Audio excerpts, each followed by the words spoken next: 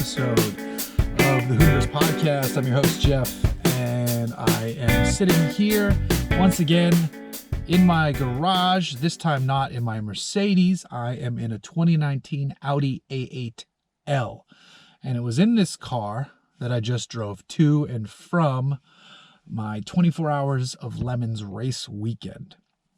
Now, I had actually started to record a podcast on the drive home, but the battery that was in the GoPro, I don't know, it just didn't like being under the sun. Not that it was that sunny, but the battery kind of started to bulge and cook itself a little bit. So the GoPro stopped recording halfway through, but whatever.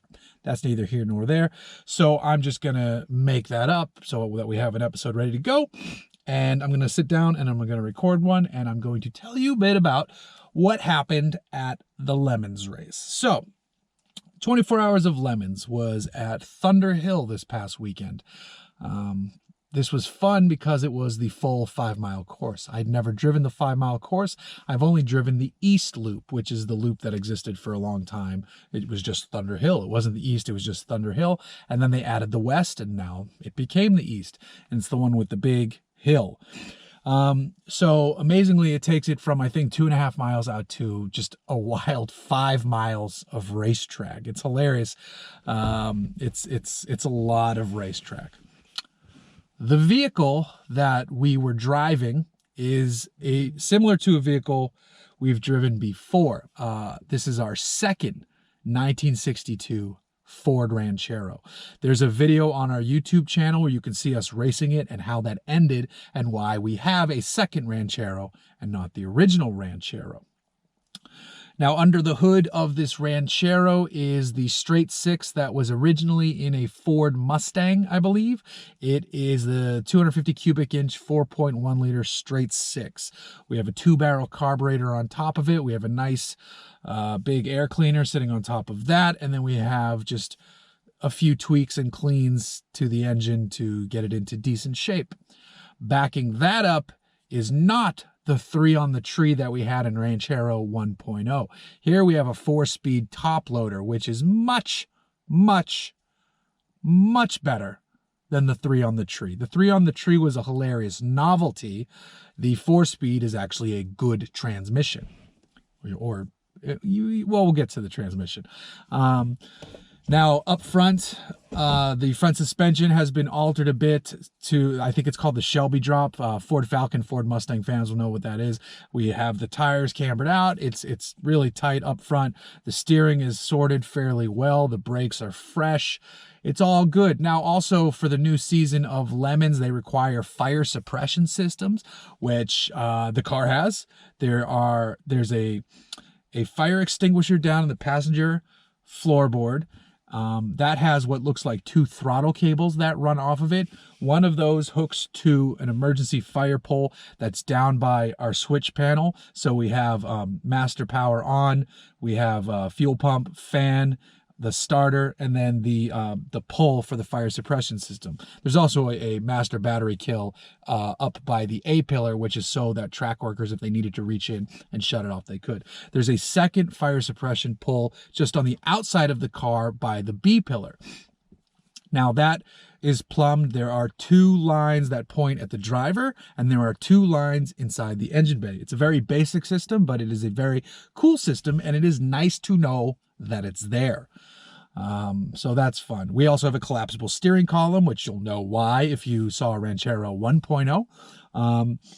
So a pretty old but simple machine that looks a little out of place in current day LeMons because 90% of the field is made up of E36 BMWs, E30 BMWs, and Miatas. Now, there are still the oddball cars, which are great to see. There was an Audi A4 and an A6, which were turning laps, oddly enough. I don't know how they weren't broken. There were 2 Subarus. One was a wagon, one was a WRX sedan, which hit us at one point, but we'll get to that. And then I'm trying to think what else was out there. There were a couple Lancias. Ballsy choice.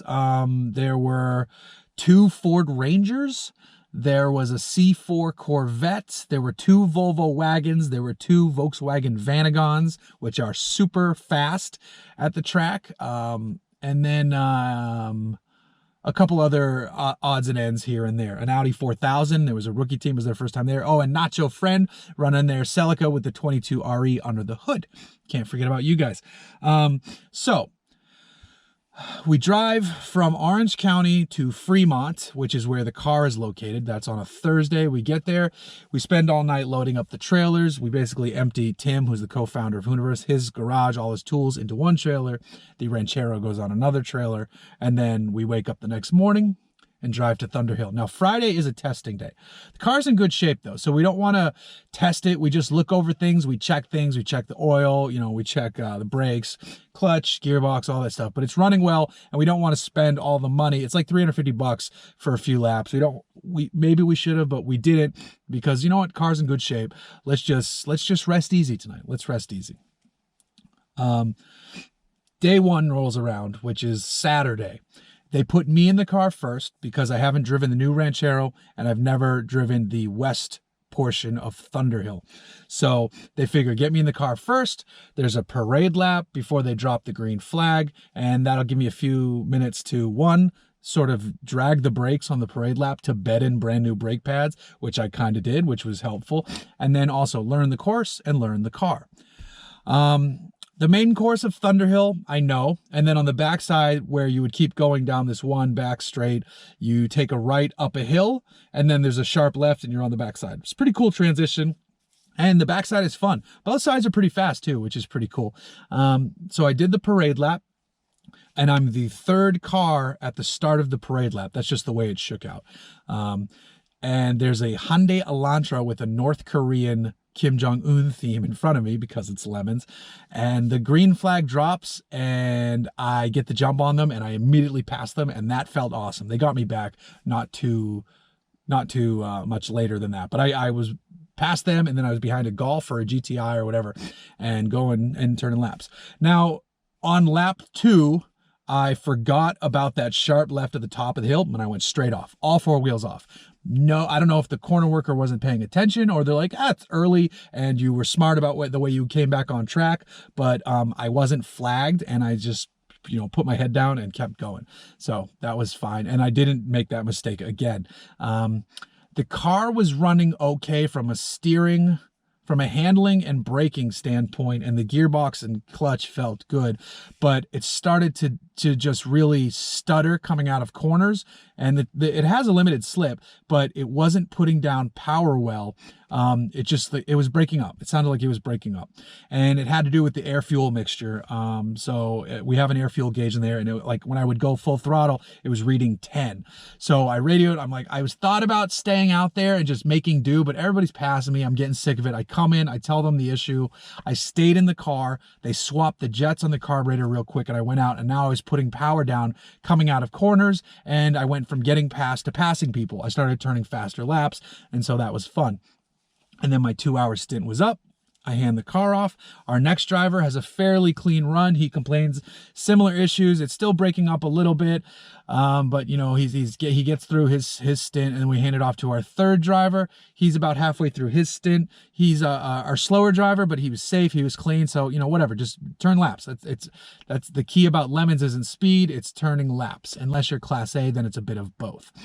But he all of a sudden he gets on the radio and he says, the engine is making a terrible noise. I'm coming in. Shit. Okay. What's the problem? He comes in and you hear like, it doesn't sound good. It doesn't sound good at all. So we shut it down. We fired up a few times to try to hear what it is.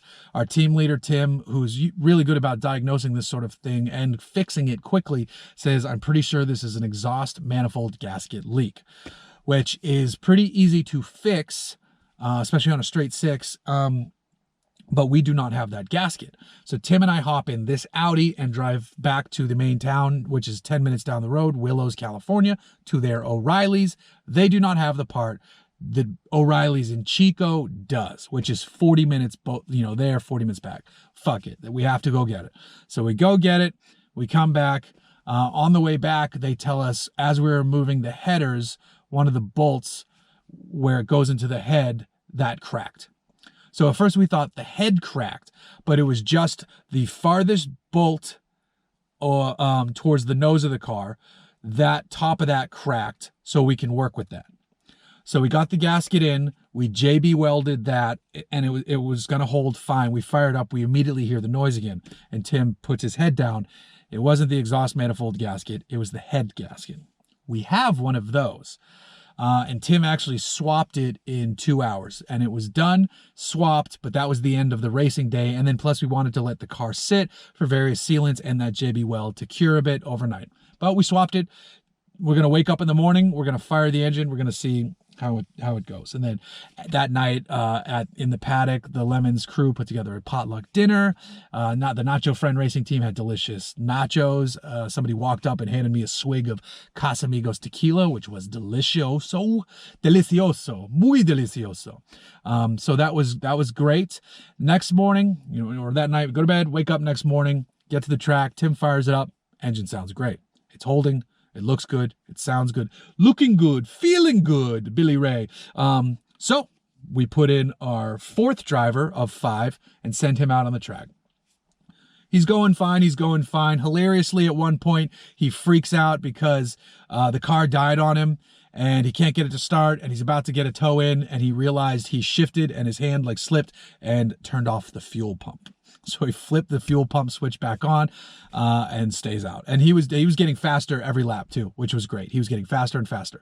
But then coming up over the main hill at Thunderhill, which if you've never driven it is intimidating because you can't see shit until your nose is on the other side. He's hit at the top of that.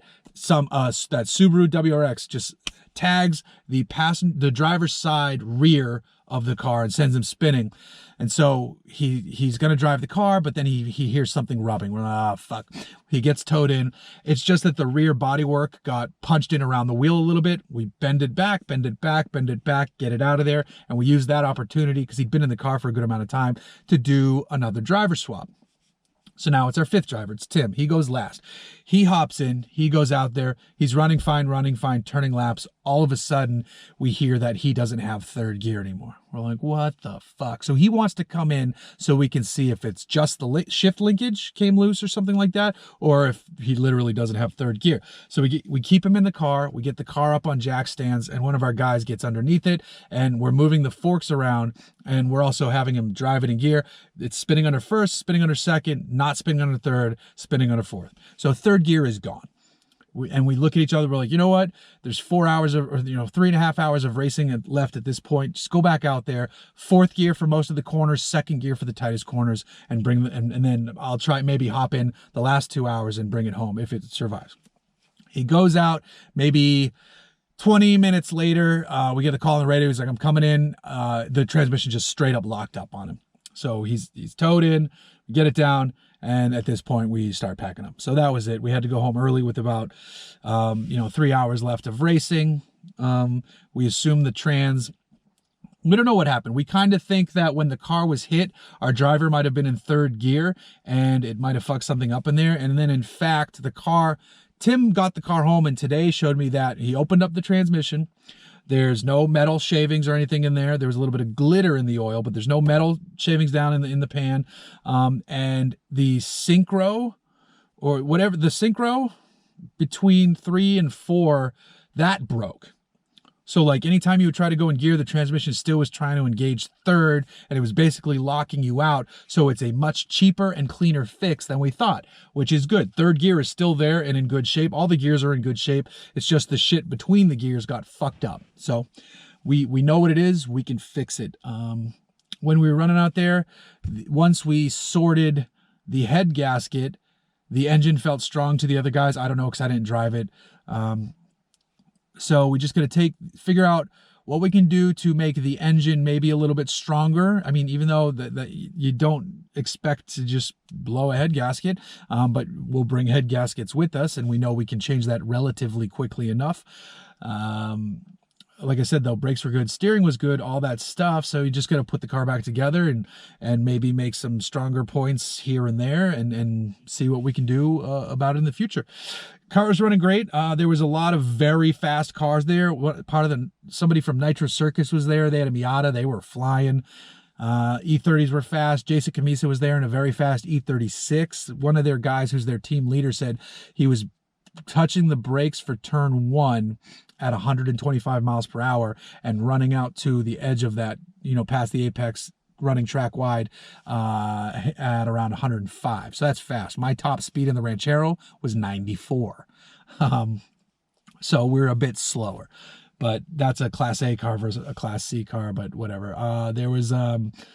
There was people were going for it in every corner. It was mostly clean. I'm constantly checking my rear view to see where people are at. We only have one mirror. We have one of those big rear view mirror bars across the top there to try to see as much as I can. I, for the most part, did a good job of keeping my head up and looking when I would have to get out of the way of someone. It was fun passing people too, but there was one moment when I was taking a right turn. So, my eyes are looking through the corner and an RX-7 sneaks up on the outside of me, and it must have been say it was in like 4th gear where it's a little quieter. It downshifted into 3rd, and it was so fucking loud it scared the shit out of me, because he probably revved to like $8,000 at that point. Scared. I was like, ah! And and then I started laughing to myself. But it was fun. It was fun being out there. Hadn't done LeMons in a couple years. Missed it. Really enjoy it. The first 15 minutes or a few laps in the car are always a little scary because, you have your belt cinched so tight and you're just tucked in there and you're in a 1962 Ford Ranchero and there's all these insane people around you and all these other cars. A lot of them are faster than you and you're kind of going, what was it? So there's a little bit of nerves. And then as soon as that cloud clears and you focus and you're turning laps and it all starts clicking together, it feels so good. I love being out there. It's a really, really fun time. And I really enjoy it. And even when the car breaks, you still have a good time. And I'm really looking forward to getting the car and team back together for Button Willow in September. So keep an eye out for that. If you're in the area, come say hi. Or get a car. Yeah, your entry deadline is August. If you've been thinking about doing it, get a group of guys together, get out there and go do it. And if you have any questions, I'd be happy to answer them or point you towards people who know a whole lot more than I do. But I do love it. It was a lot of fun, and I can't wait to get back out there. Now, this Audi was fantastic for road tripping there. Super comfortable. It's the A8L. The seats are fantastic. There's like 8 different massage programs, and you can actually really feel it and the differences between the programs. The sound system kicks ass. The nav was great. Wireless Apple CarPlay with the wireless charger down here under the armrest. It just felt great all the way around. It was really comfortable and I really enjoyed it. Even with the 3.0T and not a V8 under the hood, plenty of power. This thing has plenty of power. It has the nice open pore wood, comfortable leather seats. It's a stylish machine. It's $101,000 as tested. Base price is like $84,000. But it's got like the executive rear back seat, and it's got this thing that slides out where if the car was on, you could control the audio, the seats, the lighting, and a bunch of other crap from this little tablet that clicks in back here for the rear seat passengers to control.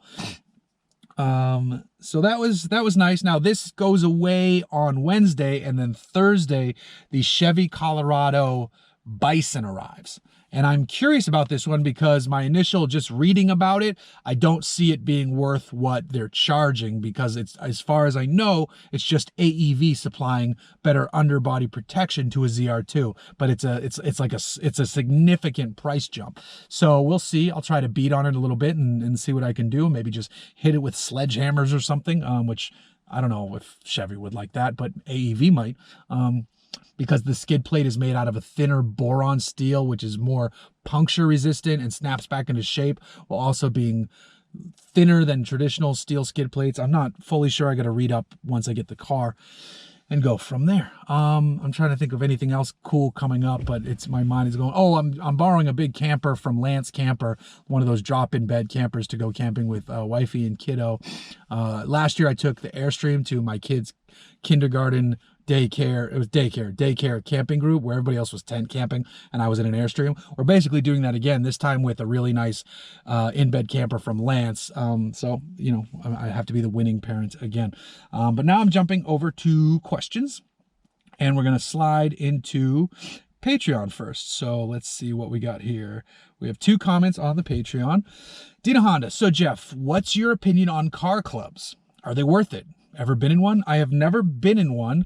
I say it's worth it if it provides what you're looking for, the camaraderie and all that good stuff. I mean, it depends on what you want out of it. I don't have a negative or positive opinion on one just because I don't have any experience with one. I don't see any reason to have a negative opinion on one. So if you find one that suits your needs and doesn't break the bank and you like the people in it, go for it. I mean, yeah, have fun.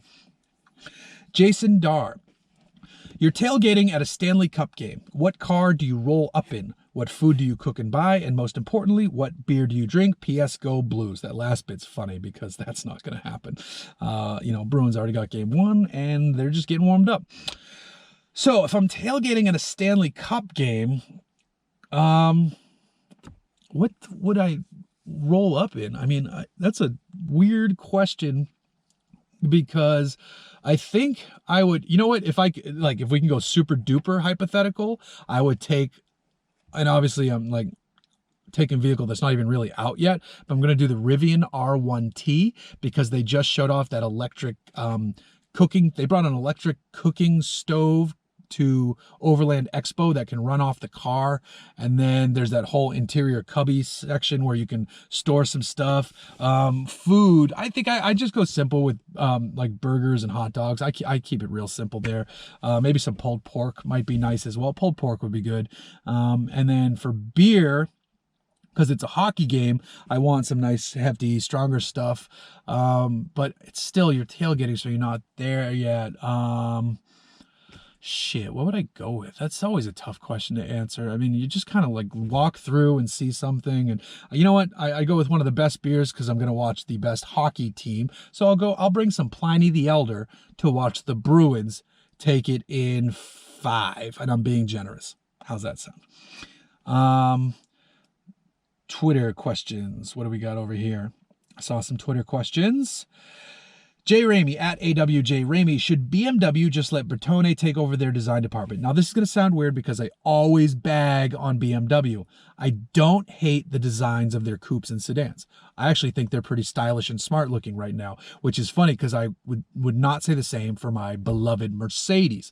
Mercedes is just so overwrought and over the top and trying too hard, with the exception of the new EQC. I like the way the EQC looks, and then the S-Class coupe looks fantastic as well. But I mean, if you just want to let Bertone do it, you can let Bertone do it.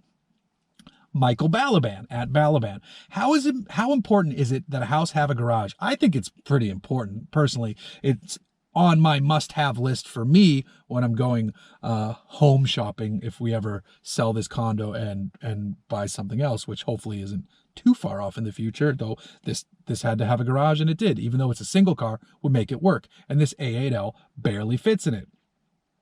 Patrick Montgomery, what's the best car, classic or current, to listen to dad rock in? I just want to listen to Judas Priest in optimal surroundings. I mean, one of the best ways to do it is with a muscle car and like tinny speakers. So you're in the full effect of how you would have heard it, close to period. Like that would have been a used car at the time and it would have been perfect. So I'd say muscle car with like period correct speakers, or this Audi A8L is pretty effing good because it has the dual pane glass and just a killer Bang & Olufsen sound system. Right? Yeah, this is Bang & Olufsen. It has to be. It's an Audi. So this thing pumps. My Mercedes has a really good sound system, and that sounds really good as well. Team Radar Love. How many project cars is too many project cars? Depends on your space. Like, what's your space like? Because like how Freddie Hernandez Tavares bought that garage warehouse so he can fit those cars in there and he's not taking up too much room at his house. Like, that's fine. If you can fit the cars, go for it. Just know what you're getting into.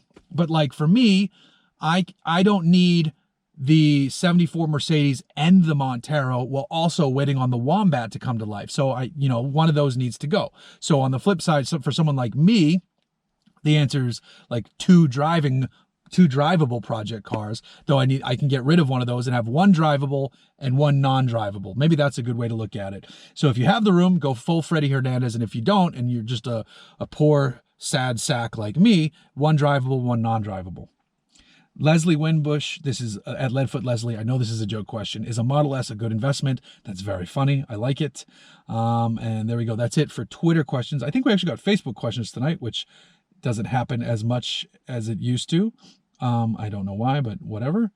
Hold on. Okay, there we go. 2 questions. Let me just pull these up in a second because my internet decided to go, you know what, I'm going to take a break here. Let me see if I can just go back to it. There we go. 2 comments. Well, these will come up in a second. Oh, there we go. Landry Neely. I apologize. I have just mad allergies all weekend. Landry Neely. Is the Ram Classic the last new real simple truck? I wouldn't. I mean, so the Ram Classic is basically the prior model year that they're selling as the current model year to just get rid of stock, which is kind of funny. But I don't think so. I think any of the fleet trucks are still like real simple trucks. Honestly, it's probably like a Nissan Frontier, which is the last new real simple truck. Kyle Noadnik, what is the best daily driver luxury truck? Platinum, Limited, Denali. It is the Ram is. So the Platinum is super, super nice, but in terms of the top-notch ride quality, it's going to be the Ram because it has coils instead of leafs out back. So it does better when it's not laden or under load. So the best daily driver truck, and it has the nicest interior, really. I'm going to go with the Ram here. Yeah, I think I'm going to go with the Ram. I think that's the answer. So there you go on that one. Now, we have a couple more videos that I need to edit. I still need to finish editing the Honda rugged open air vehicle concept, that Ridgeline turned side by side. I'm like 70% done on that one. I've just been sidetracked with a lot of other things. I have to edit Acura NSX, McLaren 600 LT, Genesis G70. What else was there? There's a couple more in there that I'm super slacking. Oh, we shot LeMons. We're going to do a LeMons video too. We shot tons of footage of that, so stay tuned for that one as well. I just need to get my head down and get cracking. I've just taken on a new contractor project, which is eating up a lot of my time during the day lately. So that's kind of put a hamper on that, but I'm going to make sure when I come home at night, kiddo to bed, and put some editing time in to get some of these, to get ahead of the game here a little bit. And then I also wanted to make sure I didn't miss another week of podcasting. There you go on that one. This one is a solo episode. We had a bit longer version of this, but that GoPro, like literally just the battery was like, I don't want to do this anymore, which was really annoying and frustrating. But at least I'm glad I got to come down here and get my LeMons thoughts out of my head and into this camera and the audio portion of this for those of you listening on Shout Engine or iTunes or whatever, what may have you. So there we are with that. Just quick social media stuff. Follow me on Instagram at HooniverseJeff, also at The Real Hooniverse, on Twitter at JGlucker, at The Real Hooniverse. Go to Hooniverse.com to read stories and look at pictures and do all that fun stuff. If you're on YouTube already watching this, please like and subscribe, which is a silly thing to have to say, but that's what you have to say in 2019. So there you go on that front. And then stay tuned for more updates on the Montero. Not so much the Benz. That's kind of just how it is. I'm just driving it like it is for now and still enjoying it. If I get news on the Wombat, you guys will be some of the first to know. Instagram will be the first probably, because I love that. Instagram's probably my favorite of the social medias.